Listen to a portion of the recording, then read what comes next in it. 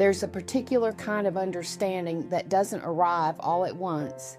It builds up slowly, one ordinary evening at a time, until one day you realize you've been standing inside the answer for years without noticing you'd already found it. I'm 36 years old.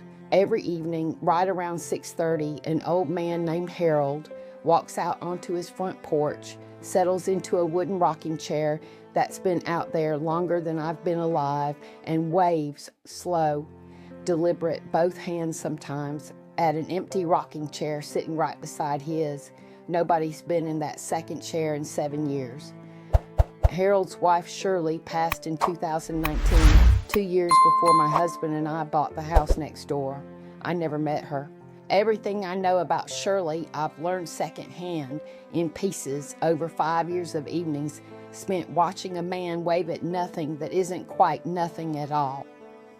The first time I saw it, I thought it was sad in the way strangers assume things are sad before they understand them properly. I thought I was watching a lonely old man losing his grip on reality, waving at a ghost, and some part of me wanted to walk over and gently set him straight. I never did. 5 years later, I finally understand why that instinct was wrong from the very beginning. It was late spring, a few weeks after Jake and I moved in, when I first noticed it happening.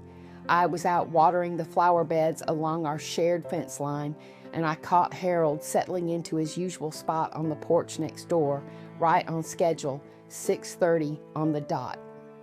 He raised his hand toward the empty chair beside him and waved, unhurried, familiar, the exact gesture you'd give someone you just watched walk out onto the porch to join you. Then he settled back into his own chair and just sat there, rocking slowly, like the evening had properly started now that the greeting had been exchanged. I stood there with the hose still running, water pooling around my feet, watching a grown man wave hello to an empty piece of furniture like it was the most natural thing in the world.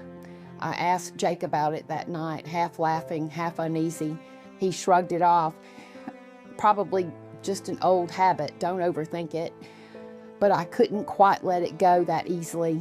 I found myself watching for it the next evening and the one after that, drawn to something in the ritual I didn't have words for yet, some quiet consistency that felt less like confusion and more like devotion, even though I couldn't have explained the difference at the time. For the first few weeks, I genuinely debated saying something. I'd grown up around enough elderly relatives to know the well-meaning instinct that shows up in situations like that, the urge to gently correct to make sure somebody hasn't slipped somewhere they can't find their way back from. I actually rehearsed a version of the conversation in my head once, standing at my kitchen window watching him settle into his rocking chair. Something soft, something about how it's okay to miss somebody, framed carefully enough not to sound like I was questioning his mind. I never got the nerve to actually say it. Something about the steadiness of the gesture stopped me every time. It wasn't frantic, wasn't confused. It was calm, practiced, almost ceremonial, the way a person crosses themselves or says grace before a meal. Whatever Harold was doing out there, it didn't look like a man lost in delusion. It looked like a man keeping an appointment he had no intention of missing. I mentioned it once to my mother-in-law, who lived in the area longer than I had. She just said quietly, "That's just Harold's way of getting through the evening, sugar. Best to let a person have their way of getting through things." I didn't fully understand what she meant yet. I just decided that week to leave it alone. The evening everything shifted, wasn't dramatic. I was out on my own porch that June, watching the usual 6:30 ritual unfold next door, when Harold happened to glance over and catch me watching. I felt caught, embarrassed, like I'd witnessed something private I had no right to see. But instead of looking away, some impulse I still can't fully explain took over, and I raised my own hand and waved back at him. He paused, just for a second, his hand still half raised toward the empty chair. Then he smiled, small, genuine, a little surprised, and waved at me too, separate from the other wave. like he was distinguishing between two entirely different greetings happening at once. "Evening," he called over, voice a little rough from disuse, like he didn't get much practice using it during the day. "Evening, Harold," I called back, and something about how easy that felt surprised me. I started doing it every evening after that, whenever I happened to be outside around 6:30.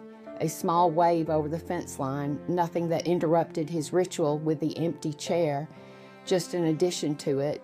He always waved back at me separately, distinctly, and slowly, without either of us discussing it directly. It became its own small tradition layered on top of his older one. Over that first year, I learned pieces of Harold and Shirley's story, the way you learn most things about elderly neighbors, slowly in fragments, usually offered without much prompting on quiet evenings when the weather was good and neither of us was in a hurry to go inside. They'd married in 1962, high school sweethearts, the way a lot of couples in that generation were, and lived in that same house on that same porch for over 50 years. Shirley had been a nurse at the county hospital for 3 decades. Harold worked the sawmill until his knees gave out. Every single evening of their married life, he told me once, they'd sat out on that porch together at 6:30, no matter what, rain, cold, the handful of arguments serious enough that they still sat out there in stony silence rather than break the habit entirely. 57 years, he said one evening, not quite looking at me, looking instead at the empty chair beside him. That's a lot of evenings to get used to. Jake and I had our own life unfolding in parallel that year. Our daughter was born that October, and evenings got busier, harder to carve time out of. But I kept finding myself back on that porch most nights anyway, waving over the fence, watching a friendship with an 80-year-old man become one of the steadiest parts of my week without my fully intending it to. The years accumulated the way years do when you're not paying close attention to them accumulating. My daughter learning to walk, Jake changing jobs, small renovations on our own house that ate up whole weekends. Through all of it, 6:30 stayed constant. Harold on his porch, me on mine, 2 waves exchanged across a fence line that had come to mean more than either of us probably said out loud. Harold's health had its ups and downs over those years, a hip replacement in year 3 that kept him inside for a stretch I worried about more than I let on, a bout of pneumonia the winter after that sent him to the hospital for a week. I brought casseroles during his recovery, drove him to a couple of follow-up appointments when his daughter couldn't get away from her own job 3 states over. It became, without either of us naming it that way, something closer to family than neighbors usually are. Through all of it, the wave to the empty chair never stopped. Even the week he came home from the hospital, weak and moving slow, he made his way out to that porch at 6:30 and raised his hand toward that same chair. Same steady gesture, like skipping it wasn't a possibility his body would allow, even if his mind had wanted to.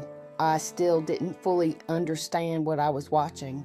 I just knew by then that it mattered too much to ever risk interrupting it.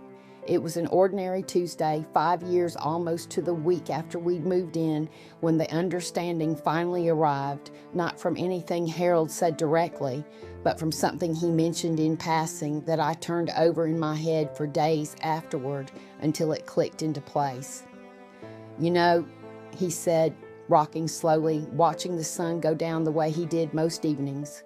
"Shirley used to say the wave wasn't really about saying hello, said it was about saying, 'I see you, you're not invisible to me, not today, not any day.' Started when we were young and broke and tired all the time. Sometimes that wave across the porch was the only real attention either of us had energy left to give the other by the end of a long day. We just never stopped doing it, even after we had all the energy in the world again."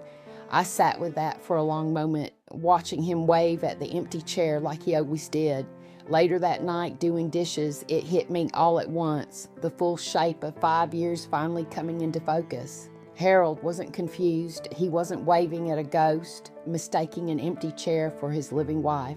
He was continuing a promise, a small daily proof that somebody, even in her absence, was still being seen, still being acknowledged, still mattered enough to greet. And somewhere in the last 5 years, without either of us planning it, I'd become the one actually receiving that same promise every evening myself. He wasn't just waving at an empty chair. He was making sure every single day that the habit of being truly seen by somebody never fully disappeared from that porch. First with Shirley, now differently with me. I used to think I understood what I was witnessing those first few months. A sad old man, a confused ritual, a gesture that needed gentle correcting. I'm grateful now that I never acted on that instinct. What I actually stumbled into was something much larger than confusion. Harold's wave was never really about pretending Shirley was still sitting there. It was about refusing to let the practice of truly seeing somebody die along with her, keeping the muscle of that daily attention alive, even grief-stricken, even alone, because the alternative felt like losing something even bigger than he'd already lost. I think about that a lot now in my own life, how easy it is to stop truly seeing the people right in front of us, buried under schedules and distraction. If there's somebody in your life who deserves a version of that daily wave, a small, consistent proof that you notice them, that they're not invisible to you, I hope this is your reminder to keep doing it, even on the ordinary days when it doesn't feel like it matters. Harold taught me, without ever meaning to, that it matters more than almost anything else. Harold's 86 now, still out on that porch every evening at 6:30, still waving at that same empty chair, still waving separately at me a moment later, distinguishing the two greetings the way he always has. My daughter's old enough now to understand a little of what she's watching too. She waves at Harold herself most evenings, unprompted, having grown up thinking it was just a normal part of the neighborhood, the way some kids grow up thinking sunset always comes with a wave exchanged over a fence line. I don't try to explain the full story to her yet. I just let her be part of the ritual, the same easy way I became part of it myself, one ordinary evening at a time, without either of us fully realizing what we were building until years had already quietly passed. Harold's daughter visits more now too. I like to think our own friendship over the fence somehow reminded the whole family how much daily presence actually matters. Though Harold would probably wave that idea off if I ever said it directly to him. 6:30 came around again this evening, same as it does every evening, the sky doing that particular orange thing it does over Georgia in late summer. Harold settled into his rocking chair, same as always, and raised his hand toward the empty seat beside him. Slow, deliberate, unchanged after 7 years of doing it alone and 5 years of me watching it happen from just close enough to understand. Then he turned and waved at me too, same as always. Same small smile. I waved back, my daughter waving beside me now without needing to be told to.